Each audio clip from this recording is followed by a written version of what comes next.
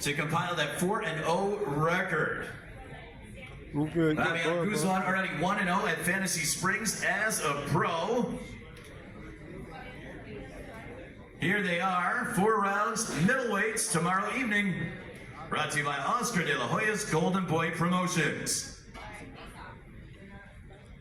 And let's get the face-off, fellas. Both fighters on weight, ready to go. 4 rounds in the middleweight division. Let's make some noise for them. Great job by these two warriors on the scales.